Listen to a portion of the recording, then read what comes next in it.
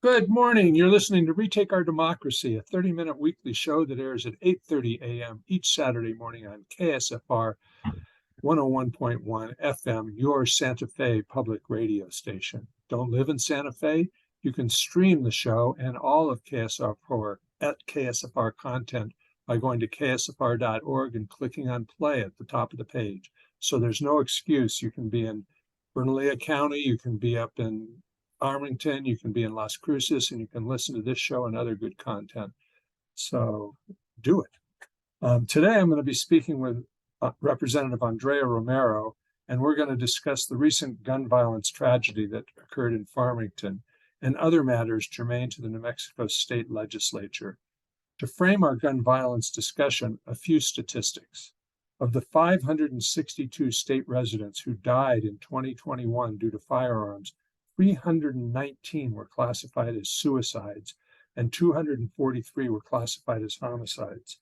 So while the mass shooting gets the headlines, the vast majority of gun-related deaths are either suicides or homicide, often in the context of domestic violence disputes. Indeed, 83% of deaths occurring in a domestic violence dispute, a gun was the cause of death. And that's in New Mexico. In New Mexico, the 2010 rate of 14.9 firearm-related deaths per every 100,000 residents has nearly doubled over the last decade, as there were 23 such deaths for every 100,000 residents in 2020. And in New Mexico, the leading cause of death for children and teens is from firearms. New Mexico ranks very near the top in virtually every ranking related to gun deaths and gun access. So clearly we have a problem, and while numbers do describe the scale of that problem, we tend to get numbed by numbers. Andrea and I will discuss what tools the legislature has to address these recurrent tragedies. What got done in the 2020, we'll also discuss what got done in the 2023 session, what more needs to get done, and the barriers to getting them done. We'll get to Andrea in just a few minutes, but I've got to do a couple of announcements first. Last week, I spoke with Tom Solomon from 350 New Mexico and Senator Jerry Ortiz of Pino, and we discussed the immense untapped potential of geothermal energy and the governor's unexplained veto of a bill to advance geothermal development in New Mexico. I want to remind you that you're listening to this show if you're listening to the show while driving around town and miss any of today's show, you can watch the full YouTube recording of this show and any prior interview by going to retakeourdemocracy.org, clicking on the Retake on the Radio button on the lower right side of the homepage, and you'll find recordings of all our previous shows listed in chronological order. Retake takes pride in delivering compelling interviews on important topics with informed guests. So when on the Retake on the Radio page, take some time to review old interviews too. As we announced in our last blog, Retake is taking a 6-month hiatus, so Roxanne and I have time and energy to address some long overlooked personal aspirations and to restore balance in our lives. The Retake work is a full-time unpaid job, something that is simply not sustainable over the long haul. We've been doing this work since the fall of 2015, and we aren't getting any younger. So it is time to figure out how to make Retake a permanent advocacy organization. And while our application for Rethink Our Democracy's 501c3 nonprofit status has been approved by the IRS, while flying the Retake plane, we've had inadequate time, energy, and focus to construct the Rethink plane. We want to use the hiatus to explore what a rejuvenated Retake could look like, with 1 or 2 staff doing what Roxanne and I do now, and with us taking a step back. We feel pretty strongly that what we are doing now is not sustainable, and yet we also feel that the platform we've developed warrants being sustained. So stay tuned. During this hiatus, we will use this show to update you on our progress, and as possible, other timely alerts on emerging political and policy news. And I have to tell you, disciplining myself not to respond to Avangrid and write a blog or to any of the vetoes by the governor, all of that, it's just takes a lot of discipline because my impulse is to get onto the computer and start writing. But I'm trying to do other things. Before we get started, I also want to acknowledge that we are conducting the show on stolen Tewa land. I want to thank our Tewa neighbors for being such good stewards of the land and we could learn much from their stewardship, and we better start learning it soon. So with that, welcome, Andrea. How have you been? Hi, good morning, Paul. Appreciate always having the time to chat with you and talk about the issues going on in our state. I'm loving the rain, the moisture that we've been getting, celebrating that for sure. Being that we have been and still are in a historic drought, this is an incredible thing to see every day. Of course, I serve in northern Santa Fe County, so that I'm celebrating the rain from up here. Our district spans from the city of Santa Fe through the Pojoaque Valley into the city of Espanola. We also have 4 sovereign pueblos: Pojoaque, Nambé, San Ildefonso, and Tesuque pueblos. And so for us, all of the things that happen in the state are a microcosm of, what happens in our district, or vice versa, rather. And so, we pay attention to urban, rural, tribal, non-tribal. All of these different things that happen across our state happen in our district. So it's been an honor to serve now for 3 terms, and I'm in my 3rd. And it still feels like we're just getting started when we see things happening in our communities where we have more work to do. So it's timely always when we have policies that we've yet to pass. So I appreciate you paying attention, Paul, always. Thank you. Well, you mentioned the rain as a household that has a pretty robust garden, just starting, vegetable garden, food garden. This is the kind of rain you need, not the pouring rain that runs off, but slow, gradual rain that seeps into the soil. And so we're especially appreciative. Thank you, Mother Nature. I don't think we can count on this forever, though. Certainly So, not. climate isn't the focus of this conversation, though it certainly could be. Um, but before we dive into the issues, I always like to let our guests introduce themselves. So how about you take a couple of minutes to tell us who you are, why you ran for state office, and why this week you suggested calling a special session to address gun violence in New Mexico. Well, again, Representative Andrea Romero, I'm from northern New Mexico, born here all my life. Many, many generations past. My family's been here, although I was the first in my family to ever run for office that I know of. And for me, just being able to serve at the state level, we joked that our family hadn't been there since they put the plumbing in when the roundhouse was built. So I come from a history of worker bees, my plumbers, pipe fitters, folks that worked in the school systems. My great grandmother managed the cafeterias at the Santa Fe public schools. Lots of different folks super interested in how to keep our community running. But certainly I'm in a position that no one in my lineage has ever been in, to be able to serve the state and really try to, from our district's perspective, push forth on the policies that make the most sense. I have a background in public policy, in political science. I went to Stanford for undergrad, just got my law degree last year at UNM Law School.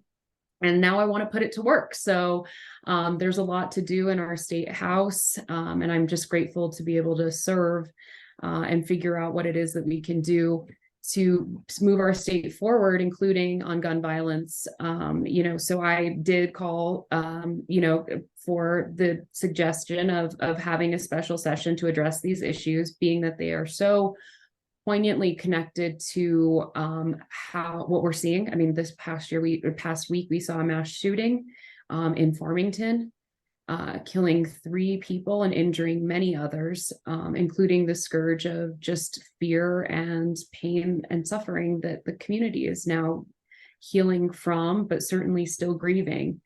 And so, being that it's right front and center in our state, I think today's a good day to have that dialogue in the state house, in the state senate, and to figure out what we can do to address this issue head on. Okay. Well, one of the other issues we could have talked about today is how the legislature can make it possible for more people from your family's lineage to serve in the legislature, because we need those That's working another people very and their apropos issue. perspective in order to inform policy decisions. So, Mhm. but we're going to have more than enough to talk about when in just talking about gun violence. In a recent Pete Donnelly blog, he stated that the governor said the state would announce a new initiative next week aimed at curbing gun trafficking. She also said she did not plan to call a special legislative session that would result in partisan finger pointing. However, the governor left the door open to such action if lawmakers can reach a consensus on contentious crime and gun related proposals. Why do you feel a special session is the best way to address this crisis? And if the governor wants to see some kind of consensus before she called for a session, do you feel that consensus can be achieved? And if so, what steps are being taken to achieve that consensus? And if we are not approaching a consensus, is there another way a special session could be called? Well, I mean, of course, you want to have all of your votes counted before you get to a vote. And that's no question when it comes to making things easier for yourself. The truth of the matter is we are still vetting through a lot of this legislation. I personally learned a lot having several pieces of gun legislation, and what I would change. We had thought through wanting to do that through the interim session, but again, until we're actually debating these bills and looking at the language of them, when we get there is when the real magic happens. So you've seen things move very quickly once we are in session, when we're deliberating, and when those changes need to be made, when we're all in consensus about what we're doing. I felt confident that we had the votes on several pieces, but we ran out of time. And we can walk through some of what that would look like, but when the time and intention is there, and when we're looking at the tragedies and literally the solving and saving of people's lives, I think it's worthy to have that immediate discussion. Mass shootings are an epidemic across the country. We've seen that uptick since 2020. 2021 was just a banner year, if you want to call that for mass shootings. It's absolutely egregious what we're seeing. And, for me, taking action is what we need to do. So, if it means calling a special session, I'm happy to throw it out there without question that we need to do something. And we've been saying this for too many years now. Well, we'll talk a little bit more about the purpose of a special session and how it could be used. But first, I just wanted to note the teen who committed the shootings in Farmington purchased an AR-15 legally when he turned 18. Friends have indicated he may have been experiencing a mental health crisis. So, in terms of your depicting that 3 people died in that mass shooting, really 4 died, and he was a victim too, a victim of our system. He didn't get the mental health services he needed, and he shouldn't have been able to buy that AR-15 at age 18. So first, can you outline your understanding of what transpired? And given what happened, what kind of legislation do you feel might have been able to prevent this kind of tragedy? No question, that there is the link between mental health and what happened in Farmington. I understand that he was experiencing a really difficult divorce between his parents. We're still learning new things every single day about what the motive potentially was with this what has been called a random act of violence. And while we're talking about mental health, while it's true that some instances of gun violence involve individuals with mental health issues, it's important to avoid making broad generalizations or stigmatizing people with mental illness. And most people with mental health conditions are nonviolent, and the majority of gun violence is not perpetrated by individuals with diagnosed mental illnesses. So when we talk about the nexus between what we need to look at in New Mexico and preventing these types of issues from happening, it's not lost on me that there is a connection, but for the vast majority of issues, we are talking about gun safety when we're talking about mass shootings. And so while we can, sort of understand the nuances of a fact-based situation with this mass shooting, We certainly need to look at the other factors of socioeconomic conditions, access to firearms, substance abuse, domestic violence, and these other community factors that are playing the role of what is actually stimulating gun violence. So you hear opponents of gun violence prevention legislation say we'd just be punishing law-abiding citizens for the acts of a few bad guys. But to, to my recollection, most all of the mass shootings I recall are conducted by mad guys, not bad guys, with a track record of being bad. What is your reaction to this reason for not passing meaningful gun violence legislation? Well, going back to the fact of what the data shows us, right? This is a topic with a lot of nuance. And for individuals with, mental health conditions and a commitment to this evidence-based approach of gun violence, we have to consider the interplay of the various factors. And so when we're looking at gun safety specifically, we have the data to show what will work to prevent these tragedies from happening. And those are what we see in the policies that have been proposed, and certainly what we study as legislators through the interim and through the various organizations and institutions that are keeping this data and helping us craft these policies correctly. So not only do they stand up in court, but they certainly protect people's lives.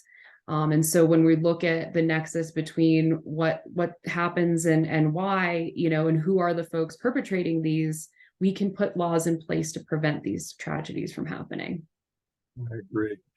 So the other reason you hear for not passing meaningful gun violence legislation is that it isn't a gun problem, but a mental health crisis. And certainly you've started to address that. How do you react to that, though? And what kind of legislation has the legislature passed to expand mental health services in New Mexico?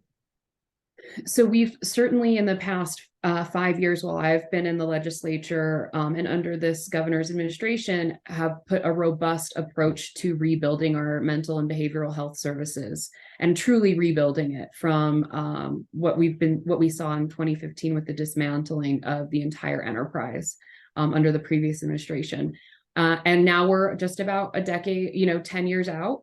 I think we need to show what it is that we've learned from that and where we are. I know that we have so many jobs available when it comes to that enterprise of healthcare, when it comes to hiring social workers, therapists, psychiatrists, folks that are deeply involved in uprooting and undoing the circumstances of the tragedies that were happening when we had a dearth of healthcare professionals, but they're spread thin. Certainly they need more help. And, we've been appropriating the funding, but we certainly need to have those hiring numbers that are meeting that demand. We've seen what we can do with raising pay when it comes to teachers, when it comes to other areas of government. So I think that we can, really look at that with a fine tooth comb and figure out what it is that we need to do to continue to boost the factors of what allows that mental health, behavioral health services to thrive. Yeah, if you look, that's a common thread in the administration and in all kinds of services and supports out in the community. The absence of personnel, even though the money is in the bank to hire people. I know that for me, I had a stroke, and to get a second appointment, I had to wait 18 months. Oh my gosh. And Yeah. when I just went to get an echocardiogram for the purposes of meeting with my neurologist, the person who was doing it was a visiting echocardiograph tech. Right. They didn't have permanent staff to do this. And it's like, it's replete everywhere. And one Right. of the things that I heard, and I believe this must be true because it was talking about trying to recruit personnel in Gallup for the health system, is that if you're going to try and recruit a doctor, you're going to need to also have a community where the spouse or partner of that doctor can get work, and where Right. the kids of that family can go to a school that they want to send their kids to.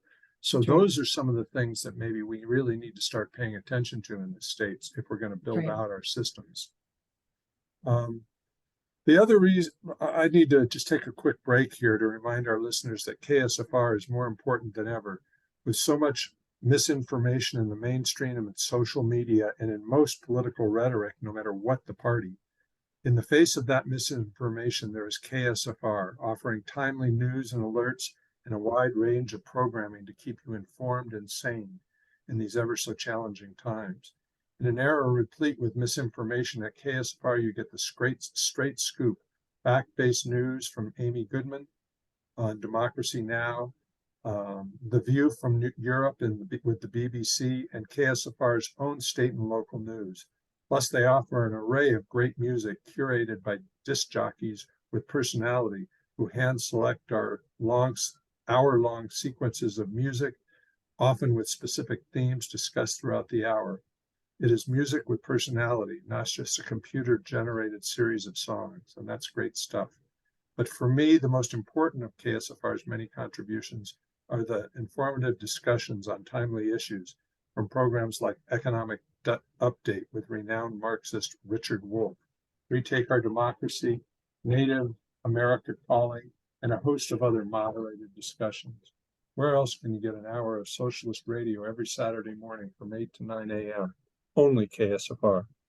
You may not always agree with the views shared on Retake Our Democracy or Economic Update, but you will always be challenged, and that is an important purpose of public radio. Just a few weeks ago was Pledge Week, and we've fallen a bit short on our goals that we must meet if KSFR is to continue to delivering the high-quality programming we've all come to expect. So if you appreciate this programming, after you finish listening to this show, please go to ksfr.org, click on the donate button and toss them $10, $20, or even $50, and think of it as your ticket for admission to a wealth of welcome programming. While you're there, consider making it a monthly donation. On behalf of KSFR, I want to thank you for your generosity.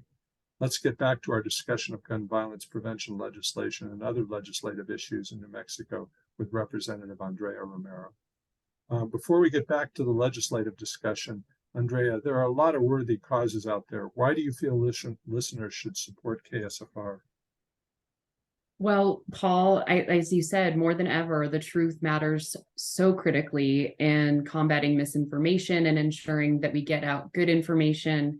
As a legislator and someone who relies on the press to provide good information from around the state, this is absolutely an institution that is worthy of investment from us and continued support to be able to provide that information. So thank you for contributing to that, Paul, always. And I hope that your listeners continue to contribute to KSFR for that and for how important it is right now that we continue to invest in local news stories that become national stories, that become international stories. It all starts here. Well, I couldn't agree more. And I think KSFR is such a valued institution in our community. Returning to our discussion of a possible special session, it seems the governor wants to see bipartisan agreement on legislation before a special session is called. But isn't a special session called precisely when concurrence has not been achieved, but shared concern is evident? Wouldn't a special session provide the time, the focus, and the sense of urgency to allow for the kind of robust discussion that may not result in broad consensus, but could achieve the votes needed to pass meaningful legislation? Yeah, I mean, that's it, Paul. I agree. I mean, it's about the fact of the matter that you call and convene a special session when the time is ripe to be able to have a worthy discussion on the future of our state. We have talked about violence, crime, etc. But when we're talking about the most deadly, widgets in our society, when we're talking about firearms, when we're talking about them being abused for the purposes of harming oneself and others, and we have a worthy response from a policy perspective, for me, I think it's super important, and it's important enough to have a special session. You've heard the governor talk about the scourge of gun violence in our state and the epidemic that it is nationally, and certainly where we are in the highest echelons of unfortunate statistics when it comes to what is happening in our state with gun violence. It's a worthy discussion, and you don't have to pass any laws. You don't. But I think being able to even show and tell the reality of where we stand as a state really is, it is a political calculated question, but nevertheless, certainly one that we should have when we're seeing across the state what is happening. So yeah, I think it's worthy, and whether or not we have consensus is where the votes fall, and that's an important, litmus test perhaps for the state as well. Well, the governor's statement talked about bipartisan support, but the Dems have large majorities in both chambers. So do Right. we really need bipartisan support? Who are the Dems preventing passing meaningful gun violence legislation? Because there must be some of them. It's true that New Mexico is nuanced when it comes to gun culture, and sort of the approach to are these safety methods okay when we're talking about going hunting. You heard those in the debates, even in what we passed this year with the Benny Hargrove bill that prevents children from accessing guns and creates a liability for those who leave them unlocked. So, when we're talking about this, yes, we have to wrestle through, okay, if I'm, on an elk hunt and I take my weapons with me, what is the protocol as per the law that we're proposing? So on and so forth. I think we can work through that nuance, however, and when we talk about what's necessary across the board, what I hear from our community members is that they just want to feel safe in their neighborhoods and the grocery store and, their places of worship, et cetera, et cetera. And the fact of the matter is today, when we look at what's happening, they just don't. That's just not a promise that we can make to citizens right now, seeing what we're seeing. And we should be able to throw every tool in the toolbox at this, whether it be bipartisan or not, have folks look at the legislation and take the votes. When it We'll comes to continue this something discussion on our YouTube recording, but we're about out of time for the radio show. So I want to leave Andrea opportunity to tell our listeners where they can how they can contact her and get more information about her positions. Yeah, thanks, Paul. Feel free to email me, Andrea at andrearomero.com. Our website's andrearomero.com. And feel free to give me a call, 505-490-6155.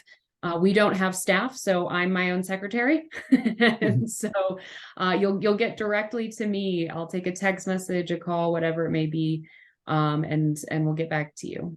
I can attest to that. Of all the legislators to whom I text regularly, she is the most prompt in responding. So I want to thank Andrea for spending time with us today and sharing thoughts on gun violence and the state legislature. And I encourage you to go to retakeourdemocracy.org and click on Retake on the Radio to listen to the rest of the discussion. But in closing, as noted in our last blog, Roxanne and I and Retake are taking a 6-month break to sort out how to make Retake a sustainable organization. Find out more about our reasons for this break. Go to retakeourdemocracy.org. That blog will be near the top of the homepage. And while you're at the website, take a tour. We have lots of resources to help you get and stay informed. Use the search engine on the right side of the page, plug in almost any keyword or a topic of special interest, and I'll bet you'll get several posts of interest. This is a great way to find out who we are and what we stand for. Thanks for joining us this week. We'll be back next week with Gail Evans, the attorney who spent 2 years developing the recently filed lawsuit designed to force the state to more effectively regulate and assess penalties for gas and oil industry's wanton spewing of methane and leaking of toxic water. So until next week, please stay active and engaged. It's the only way we fix this mess. Thanks, Paul.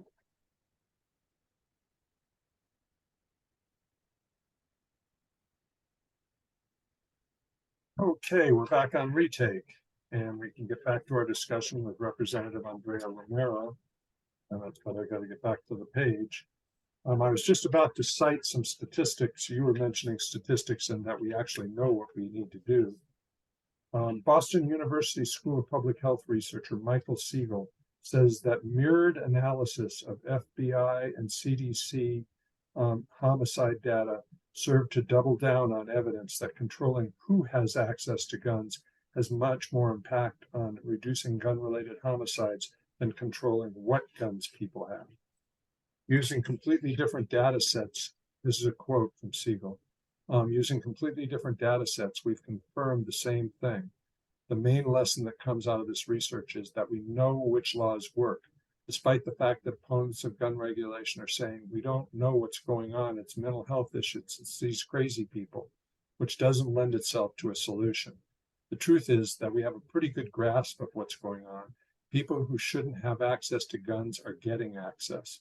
Boston University conducted examination of what gun violence legislation saves lives and what doesn't.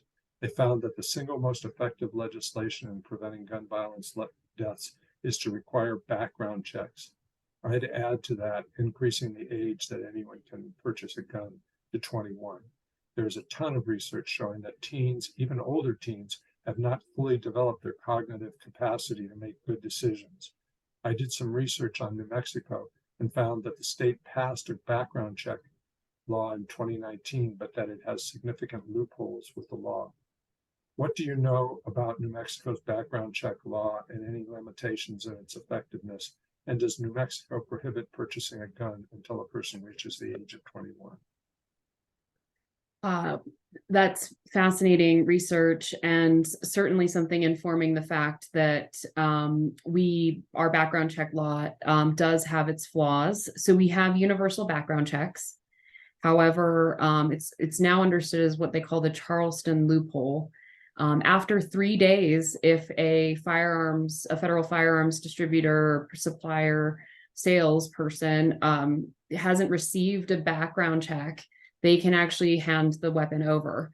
And that's just the way that the law works until we put in that sort of impediment saying, well, everyone needs to pass it regardless. The federal firearms database has been backlogged. In fact, even in 2020, when we had that surge of folks seeking after a firearm, there were a lot of delays. I think we had in the hundreds of thousands of delays when we register information into that database, including about domestic violence history, et cetera, et cetera.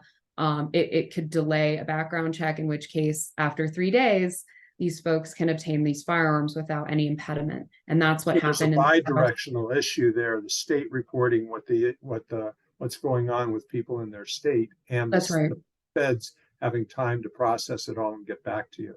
That's exactly right. And so that's a huge impediment that we haven't dealt with, which we've now learned, having passed the universal background check law, saying, well, how is it that we still have these loopholes, essentially? And that's how the Charleston shooting was perpetuated, was exactly that. After 3 days, they were able to obtain that firearm when they shouldn't have passed a background check to begin with.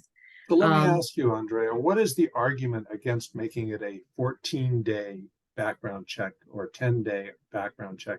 What do people say that there's this urgency to get a handgun or a automatic rifle? Well, we've heard anecdotal stories, but literally nothing in the data backs them up. So I'm almost scared to share them because they're so ridiculous. The idea is that somebody would need to have a firearm to protect themselves quickly, such as a domestic violence victim who would need to get a gun quickly in order to protect themselves. We've never seen that in the data. And we have, anecdotal stories. I've never seen any concrete evidence that a domestic violence victim is seeking after a firearm and is unable to obtain one because of a waiting period. Most of these situations where you are a victim of domestic violence, the perpetrator has a gun. And so this is, it's lopsided completely when we're talking about the arguments that are against these waiting periods. And in addition to that, those that are seeking a gun typically in an urgent situation, maybe in a mental health crisis, in which case, that 24-hour period is so critical to slow down the process of perhaps what could be lethal, and taking that, firearm away from someone from doing damage to themselves or others. And so, that's where those the waiting period is so strong in the data that this really could be preventative to save lives for twofold reason, right? Of being able to ensure that the background check comes through, and two, that it could prevent a mental health crisis from perpetuating something that's deadly. And so, that coupled with the idea of raising the age to 21 or higher, ensures that we're looking at adult 99. Let's make 99. it Yeah, 99. we'll raise the age to 99, Paul. But reasonable. We're talking when we look at even Farmington, this poor, well, the reality is this perpetrator was 18 years old and he was able to get an AR-15 and purchase then 3 magazines after the fact. Our law, if we were to pass our assault weapons ban, would have prevented that from happening as an all-out ban on a high capacity magazine or an assault weapon. And 2, if we had a higher age, he, before the age of 21, which was proposed this last session, he wouldn't have been able to obtain a firearm at all before the age of 21. And of course, he was marching down the street with 2 handguns as well. So, it would have been less deadly if he hadn't had the AR-15, but it wasn't going to be a party. And most regardless. homicides are still committed by handguns. So we still have that, that data point as well. So we have so much more to do in reeling this in. Mm-hmm. And okay, well, let's move on a little bit and shift gears for a bit and discuss the 2023 session more generally. For me, I feel that the lack of any coherent affordable housing plan and legislation to support it was a big disappointment. I know housing is one of the areas where you spend significant time and energy. Why can't the state at least set aside several $100 million one-time money, going back to what you were saying earlier, one-time money, to be used to match local communities trying to expand affordable housing? And what else could or should the state do specifically to protect renters? This is a real crisis.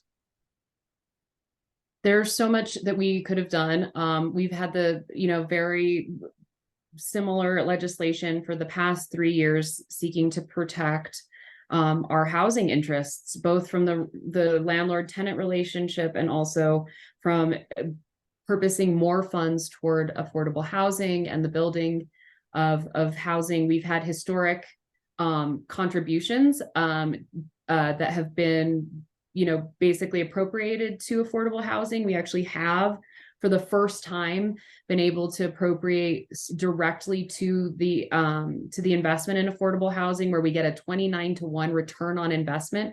I think that should be doubled or tripled. We're taking a percentage out of the severance tax permanent funds. And we this past year made it so that we can access that fund even earlier. So we'll be able to hit, July 1st, we'll be able to take out of that fund and appropriate toward, but it's nowhere near what we need. I think it's about 25 million right now. Like you said, we have billions of dollars worth of activities that we need to pay for when it comes to addressing housing across the board. And, when we talk about hiring and we talk about everything else, right? People can't find a worthy place to live when it comes to affordability, when it comes to the housing stock. Where are folks gonna live if they move here, even with a well-paying job, even if they're qualified, even if their spouse can find a job as well? It still goes back to housing. And so for me, that is so critically important across the state that we get right, that we are investing in what we need to really leverage funds, like again, 29-to-1 return on investment when we go toward housing, but also ensuring that when, folks are negotiating with their landlords or their HOAs or all of these other issues that we're seeing across the state where folks are unfortunately abusing their power in those situations, how do we ensure that folks are treated fairly, responsibly, have a recourse for action if there's any problems, and have sufficient time to find the support that they need to be able to make their rent payments and to do things, reasonably. And right now, our laws have not been changed since the 1970s, and we have a lot of work to do to improve and modernize them. When I was a consultant in the Bay Area, I worked with Contra Costa County and their housing authority. And one of the things that the director wanted to do was create a pipeline or a ladder from rental assistance and stabilizing your homes in a rental situation, and then incentivizing and supporting the acquisition of housing. In other words, buying homes.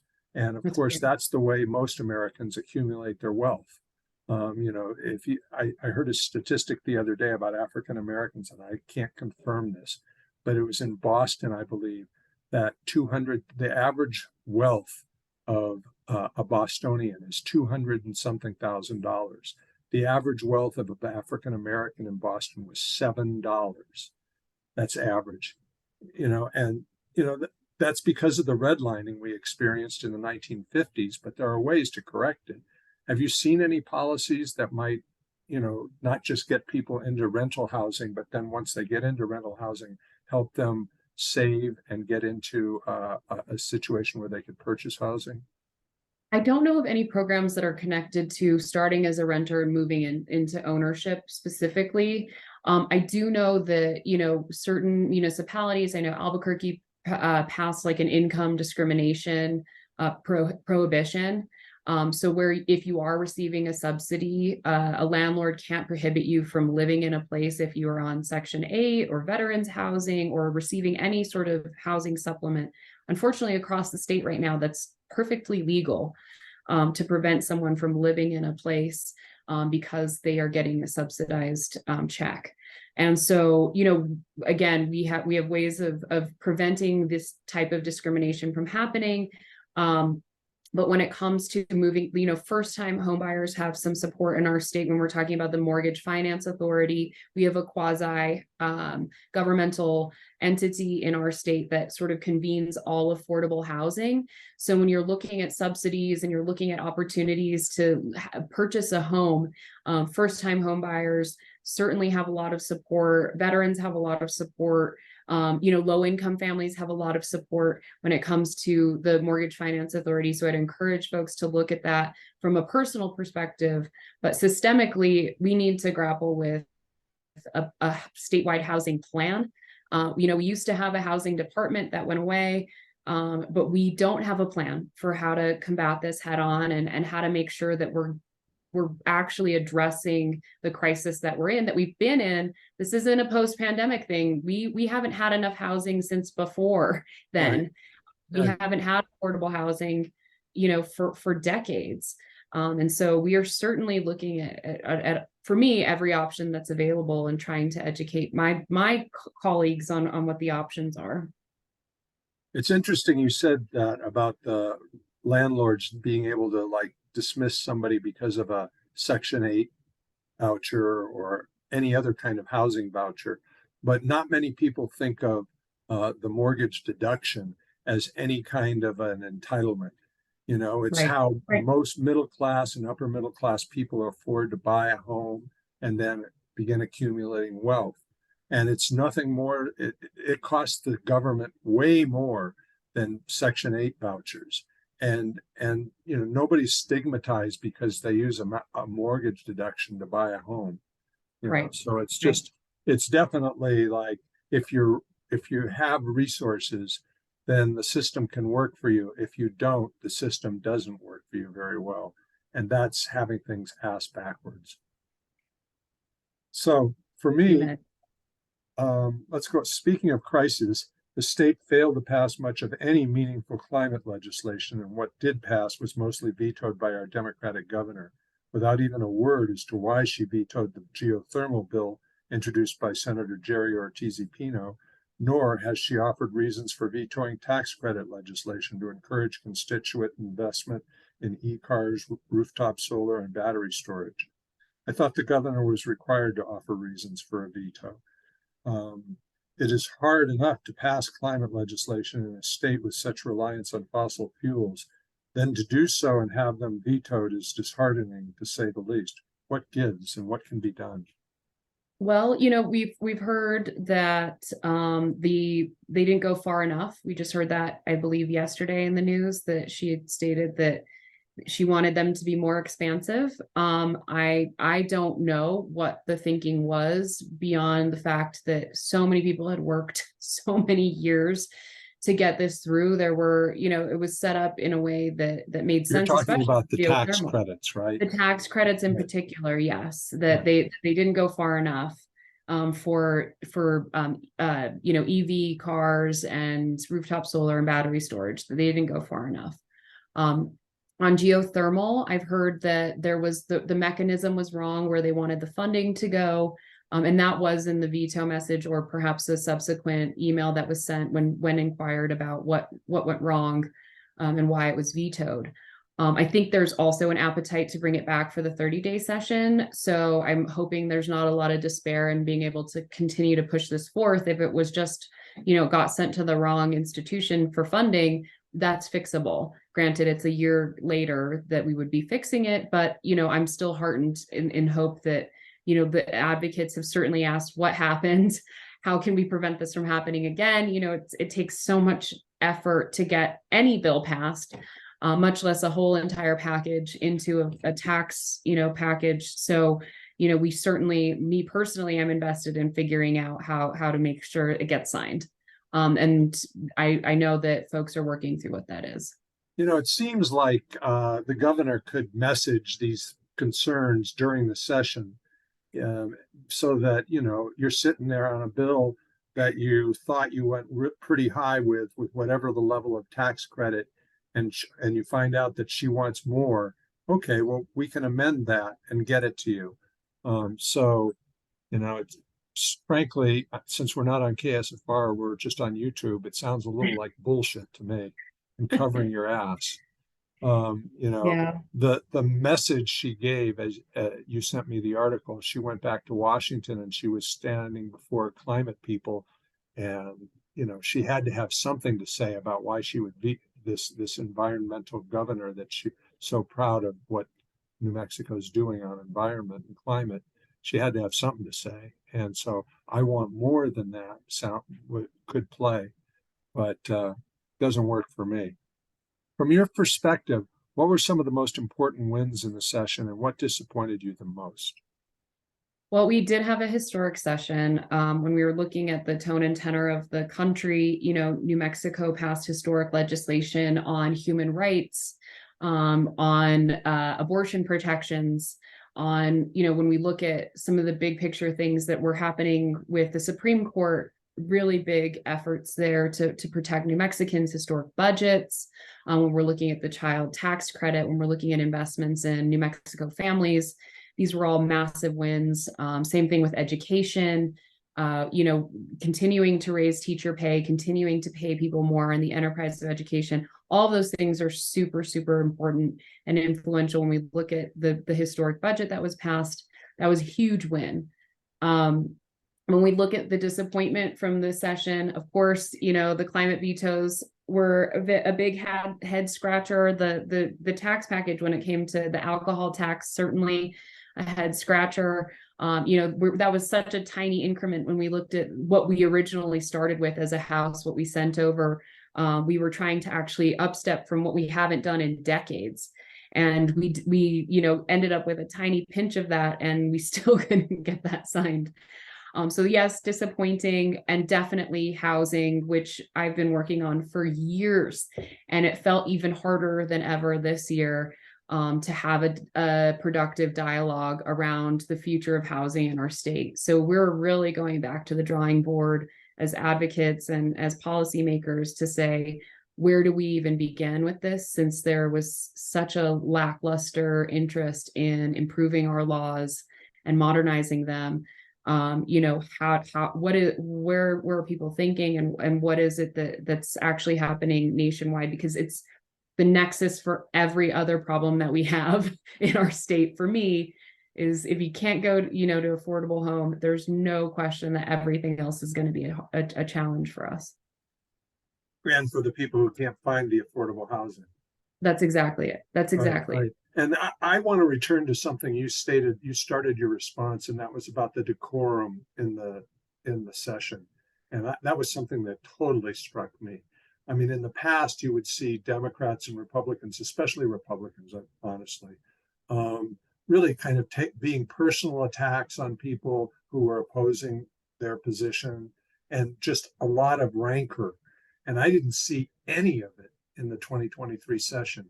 And when you look in Wisconsin, in Oklahoma, in Missouri, in North Carolina, the situation is completely different. You know, it's like war in the legislature. And, you know, while it might make sense to be drawing lines in the sand if you're violently or vigorously opposed to each other, you can still do it with some level of, you're not enemies, you don't hate each other. And it That's really right. kind of comes through in the New Mexico State Legislature. And I just want to commend it for that. Thank you, Paul. Um, I agree. so, given all that we've discussed this morning, and a lot of it has been a lot of frustration in trying to get the right things done, what gives you hope for our future of the state and the planet? I ask everyone that question. Well, we live in New Mexico. Like, what a better place to live. Like, there's no better place to live, in my opinion. I'm so grateful to be in a place where I can serve and really, act into what I believe in.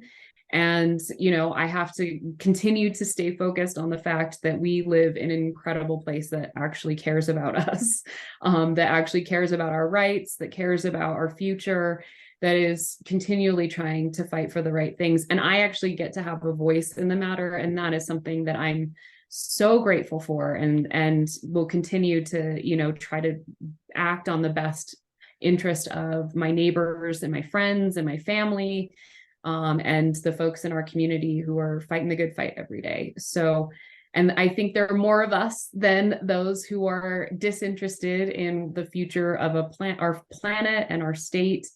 And I think that, the folks fighting the good fight are outnumber the ones that are the naysayers. And so I'm still inspired. I'm still hopeful, and I'll keep at it as hard as I can for as long as I can. Yeah, you say we outnumber them, but we don't seem to be able to get things done as quickly as we should.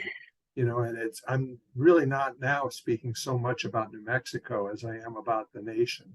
Yeah. It just seems like the voices of the extremes get all the attention and have all the influence.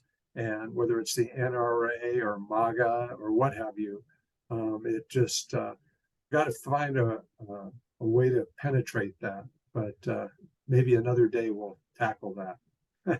Well, as long as we're having the conversation, again, I'm inspired. I'm ready to figure it out. And, where our majorities lie in the country, and majority of representation is capital D Democratic. And, I think when we look at the tea leaves, we can figure it out. I'm hopeful. Well, thank you so much, Andrea, for spending this much time with me. And I look forward to talking to you again and working with you on the housing legislation, because that's Great, something that's important to me as well. All right. great. Thank you very much and have a good weekend. Are you going to the Thank you Lit so much. Fest? I'm sorry, am I going Are you where? going to the Lit Fest? Oh, literary festival. I went last year. I don't know if I'll be able to attend this year. I and have a lot going on this summer. I'm getting married and traveling, and meaning a honeymoon and everything else. So I'm have celebrations in order. I have been trying to keep it straight with making sure I can attend interim committee hearings and still have a full life. Well, like Roxanne and I, that's what we're struggling for. You got to have some balance, even if you are going to stay in the game. So That's right. Right. But congratulations the on your, literary fest, I went last year, was incredible. yeah. So I'm gonna have a look now that we get a hop off. I'm gonna see what maybe I can catch a few authors. Okay. Well, thank you again for spending time with me, and Of course. congratulations on the wedding. Where are you going for your not anniversary, for your honeymoon? We'll be honeymooning in Greece in a Great. place called Skiathos. I've never been, and I'm really excited. I hear it's incredible. Or have a great time. When are you getting married? In July Okay. 2nd. Yeah. Okay. Well, take care and Thanks, Paul. enjoy. Take care. All right. Of Bye-bye. course. Have a good one. You Bye. too.